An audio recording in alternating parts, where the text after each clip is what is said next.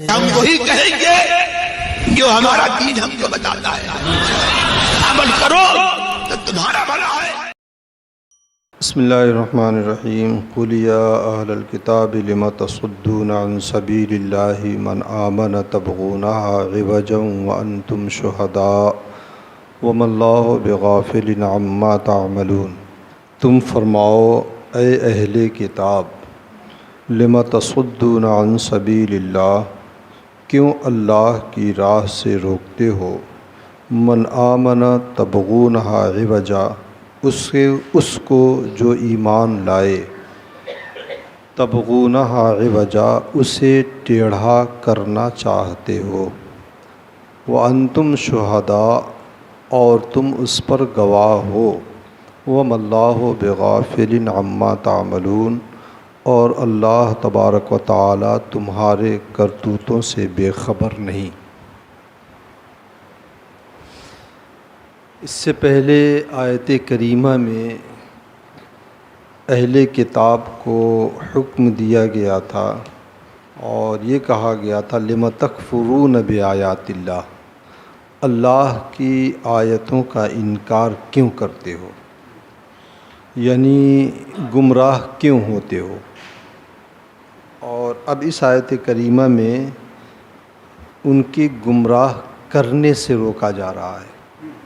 پہلے گمراہ ہونے سے روکا جا رہا تھا، اب اس آیت کریمہ میں گمراہ کرنے سے روکا جا رہا ہے۔ وہاں پر کہا گیا تھا کہ اللہ کی آیتوں کا انکار کیوں کرتے ہو، اور یہاں کہا جا رہا ہے اللہ کے راستے سے کیوں روکتے ہو، یعنی دین اسلام سے لوگوں کو کیوں برگشتہ کرتے ہو اور ان کو پھیرنا چاہتے ہو۔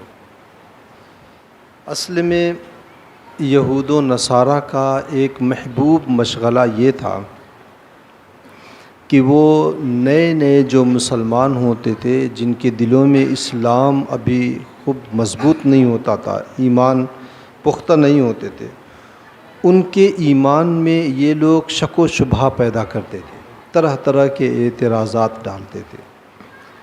اور دوسرا ایک کام یہ تھا کہ وہ لوگ جو اسلام کی تعلیمات سے متاثر تھے اور اسلام کی طرف جن کے دلوں کا میلان تھا اور قریب ہوتا کہ وہ اسلام قبول کر لیتے، ان لوگوں کو یہ لوگ اسلامی احکامات کے اوپر اعتراض کر کے ان کو شک و شبہ میں ڈال دیتے۔ وہ اسلام لانے والے ہوتے تھے، پھر جاتے تھے۔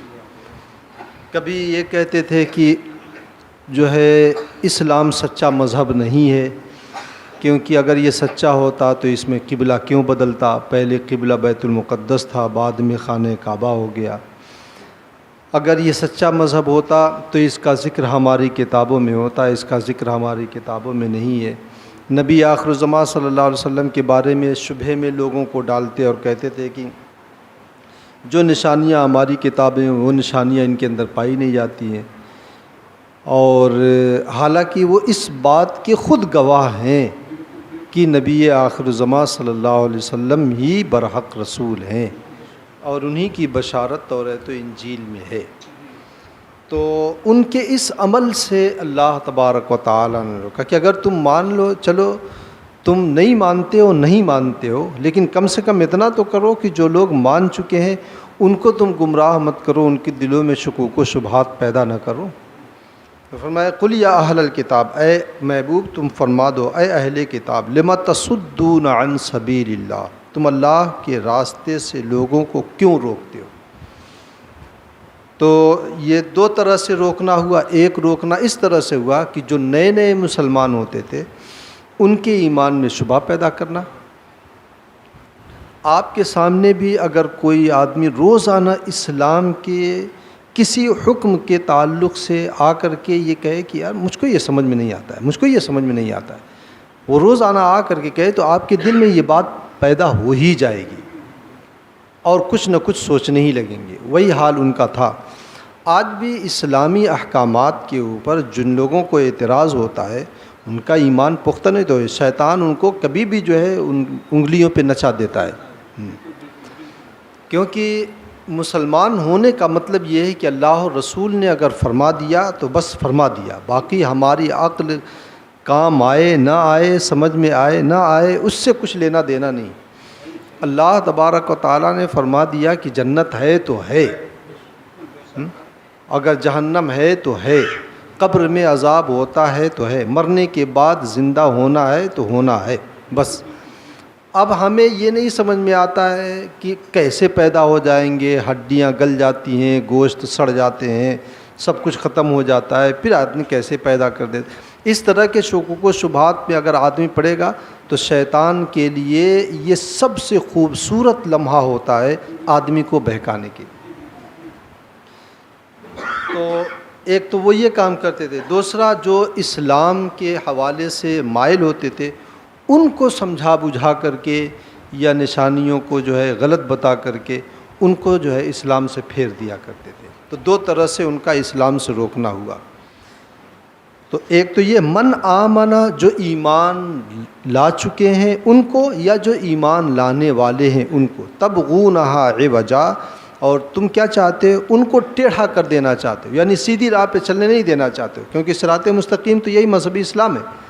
اب اسلام آ جانے کے بعد تو اب دوسرے ادیان و مذاہب کے اوپر عمل جائز نہیں ہے، کیونکہ آپ جانتے ہیں پرانا کیلنڈر کام نہیں آتا ہے۔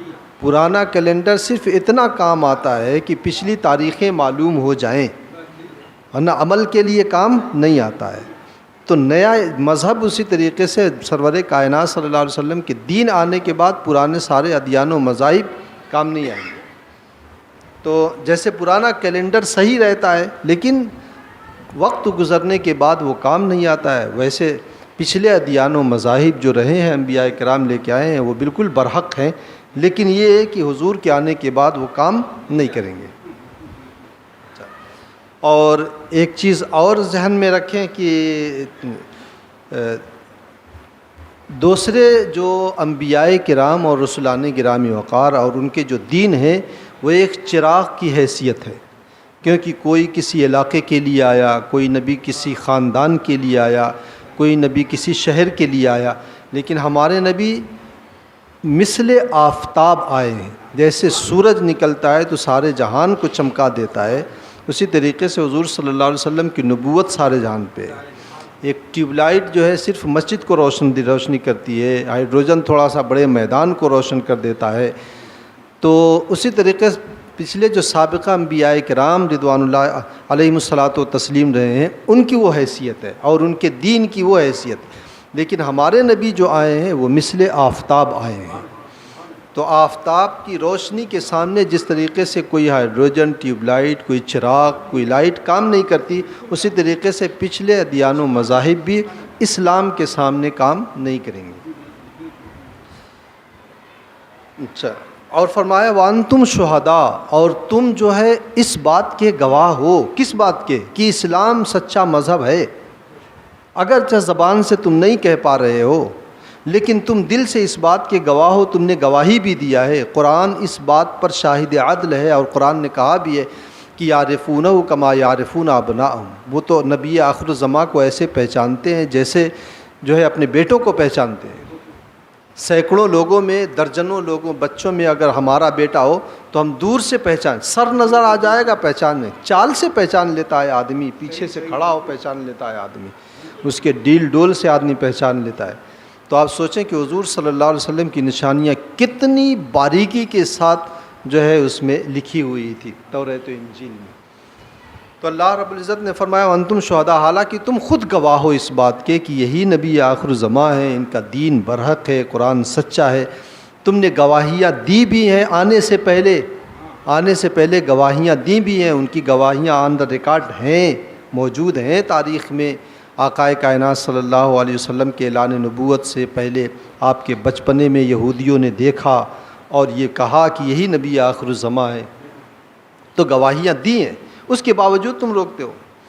اچھا، یہ خطاب اصل میں عام اہل کتاب سے نہیں بلکہ علماء اہل کتاب سے۔